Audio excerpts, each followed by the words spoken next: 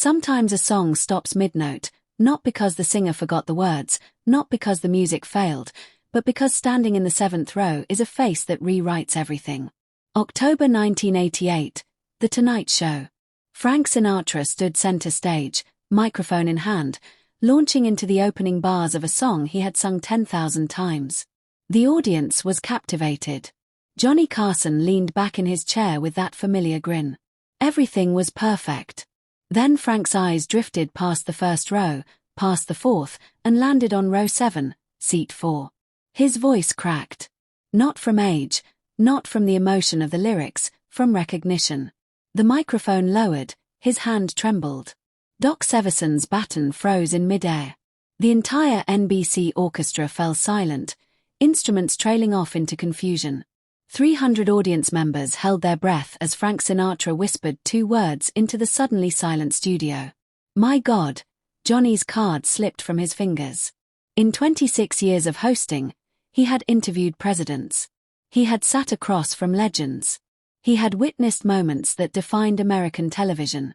But he had never seen Frank Sinatra cry on camera until now. Sitting in that 7th row seat was a 71-year-old man in a worn military jacket. Dog tags hung around his neck. He was not supposed to be there. He had not seen Frank Sinatra in 34 years. And the last time they had been in the same room, one of them almost did not survive. What happened next would become the most replayed moment in Tonight Show history. A secret buried since 1954 was about to be revealed, and nothing would ever be the same. But who was this man, and what secret had Frank Sinatra carried for over 3 decades? Stay with this story because what Frank reveals will change how you see him forever. Drop a comment and tell me where you are watching from right now. 30 seconds earlier, everything had been perfect. Frank Sinatra stood on that Tonight Show stage like he owned it. And in many ways, he did. This was his 23rd appearance with Johnny, the chairman of the board, in full command. His voice, even at 73, still carried that velvet power that had made him a legend. The audience was electric. Johnny was doing his signature pencil twirl, leaning back with satisfaction. The show was running exactly on schedule.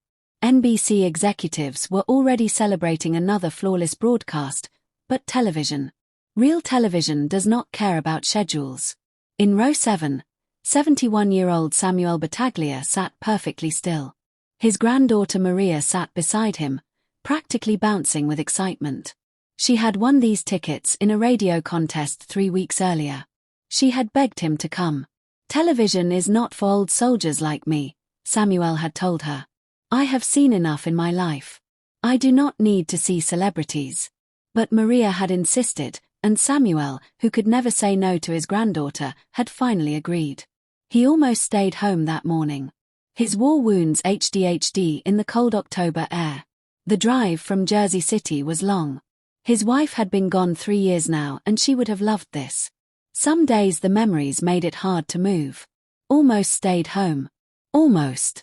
But if he had, the world would never have witnessed what happened next. The world would never have known the truth about Frank Sinatra, and the debt he had carried silently for 34 years would have gone to his grave. Samuel had not told Maria why he tensed when she mentioned Sinatra. Had not told her about Hoboken, about 1954, about the night that almost ended everything. Some stories he believed belonged buried. Some debts were never meant to be repaid. On stage, Frank was 3 lines into the song, voice soaring, confidence radiating. He had not looked past the first row yet. Then his eyes drifted left past row 1, past row 4, and landed on row 7, seat 4. The man sitting there was not a stranger. He was the reason Frank Sinatra was still alive. Frank was mid-phrase when recognition hit. His voice did not just stop. It shattered like glass hitting concrete, like a man seeing a ghost he had prayed for and feared for 3 decades.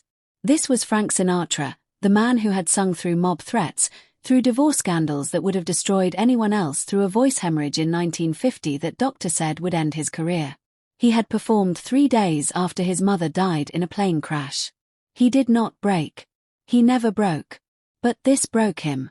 His hand trembled around the microphone. His eyes filled with something no one had ever seen publicly. Tears. Frank Sinatra was crying on national television. Johnny noticed immediately. His body shifted from relaxed host to alert friend. This was not a planned bit. This was not Frank's famous temper flaring. This was something deeper, something sacred. Frank. Johnny's voice was gentle, confused, concerned. Frank, you okay? Frank could not answer. His mouth opened, but no sound came.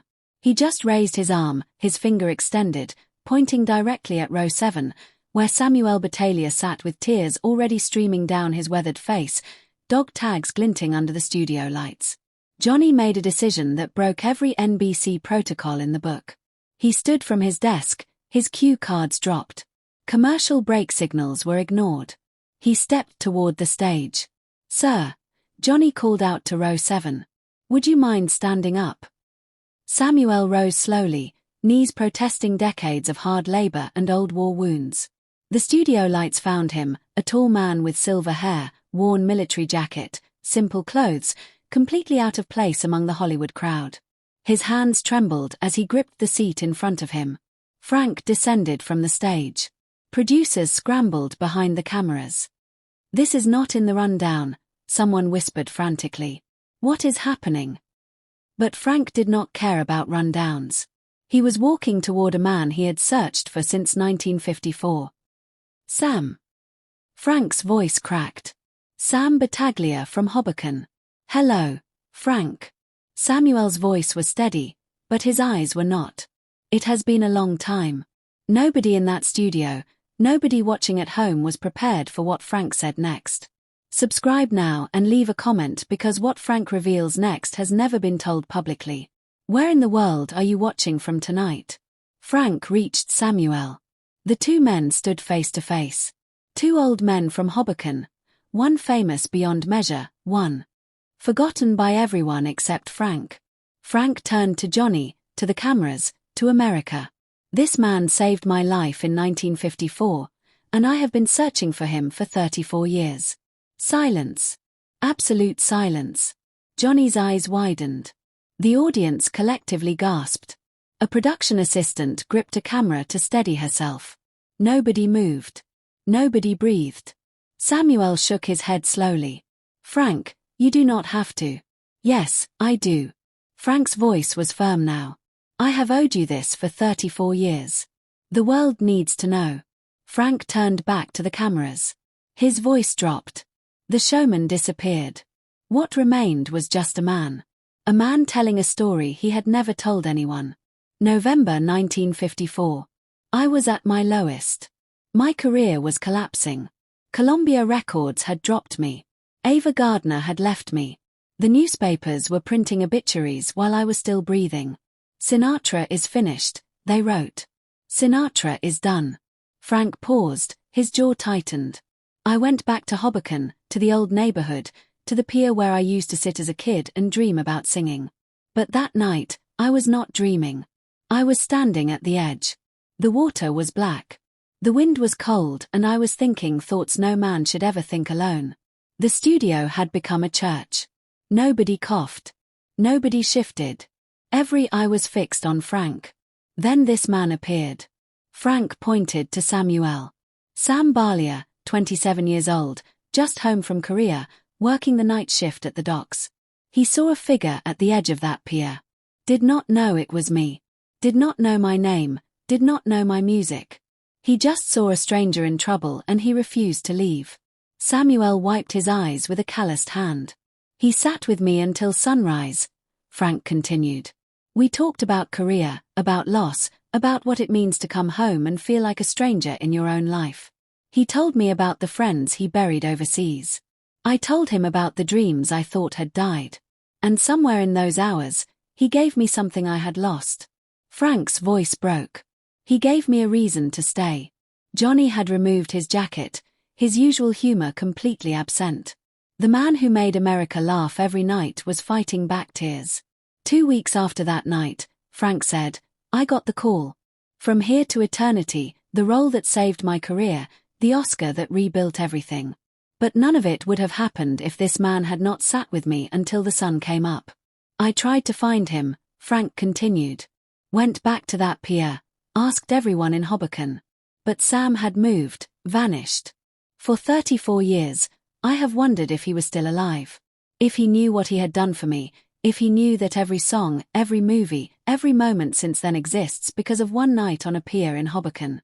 Samuel's response was quiet, humble.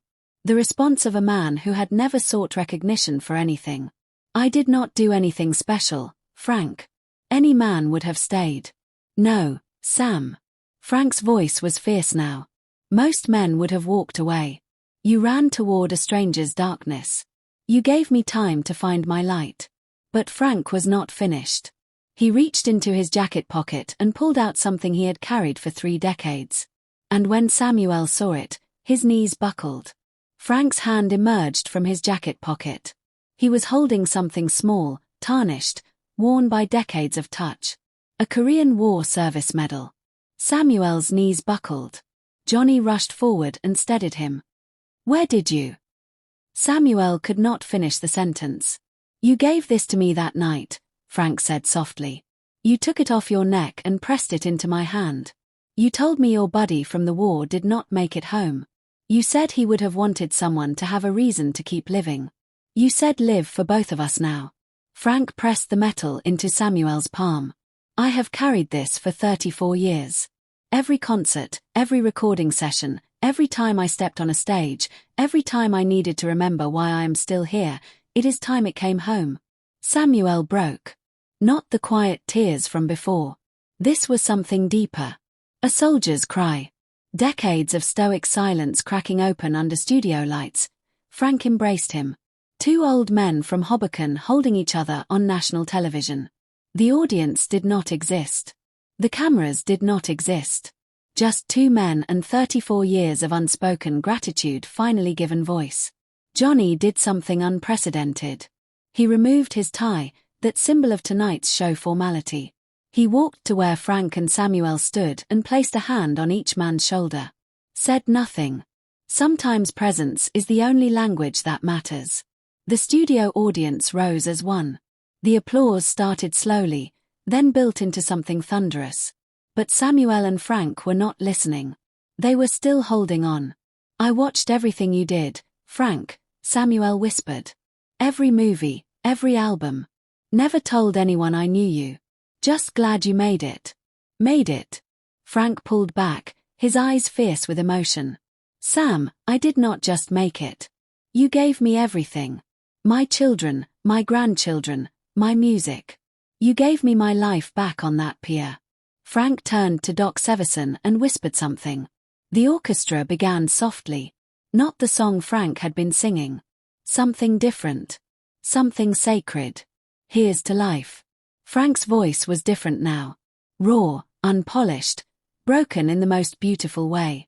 He sang directly to Samuel. Every word a thank you. Every note a debt finally repaid. Share this story with someone who needs to hear it and tell me in the comments where you are watching from because what happened next changed everything. When the song ended, the silence was more powerful than any applause. Johnny walked to his desk and opened a drawer. He pulled out an envelope yellowed with age. Frank asked me to hold on to something, Johnny said quietly. He has carried a copy to every Tonight Show appearance for 15 years, just in case this night ever came. Frank had written it in 1974, 20 years after that night on the pier. A letter to a man he might never find. A message to a ghost. Johnny read it aloud. Dear Sam, I do not know if you are alive. I do not know if you remember me, but I need you to know. That night on the pier, you did not just save a man. You saved every song I had not sung yet. Every child I had not raised yet. Every moment I had not lived yet. I am alive because a stranger refused to walk away. If you ever see this, know that you mattered. You still matter. You will always matter. Yours, Francis Albert Sinatra. Samuel took the letter with shaking hands. He pressed it to his chest. Then he reached into his own jacket. He pulled out a worn newspaper clipping, yellowed, fragile, carefully preserved for 3 decades. The headline read, Sinatra's Comeback Complete. From Here to Eternity wins Oscar. I cut this out the week it came out, Samuel said quietly. Carried it ever since. Whenever things got dark for me, I would look at it, tell myself, if Frank made it, I can too. They had saved each other without knowing. Across 34 years of silence, connected by a single night on a Hoboken pier, that night changed everything. The clip aired unedited. 40 million people watched. By the end of the week, 200 million worldwide had seen the moment Frank Sinatra stopped singing to thank the man who saved his life. NBC received 50,000 letters, stories of strangers who saved lives, veterans thanking battle buddies, survivors thanking the person who stayed, all inspired by Samuel Battaglia standing in row 7. Frank created the Battaglia Foundation, funding veteran mental health services across America. Because someone sat with me until sunrise, he said at the announcement. And everyone deserves that. Johnny never wore his tie the same way again. He kept it loosened after that night. Formality is a wall, he said in an interview. That night taught me some walls need to come down. Samuel passed peacefully in 1996. Frank flew to Jersey City for the funeral. He sang, "Here's to life one final time." Then he placed the service medal in Samuel's casket. "He carried mine long enough," Frank said softly. "Time to carry his." Today, the newspaper clipping and Frank's letter sit side by side in the Grammy Museum. The inscription reads, "Two men, one night," a reminder that showing up can save everything. Sometimes a song stops because standing in the 7th row is the reason the singer is still alive. And sometimes, after 34 years, the song finally finds its way home. If this story moved you, share it with someone who needs to hear it. Subscribe and leave a comment and tell me where in the world are you watching from right now, because stories like Samuel Battaglia deserve to be remembered forever.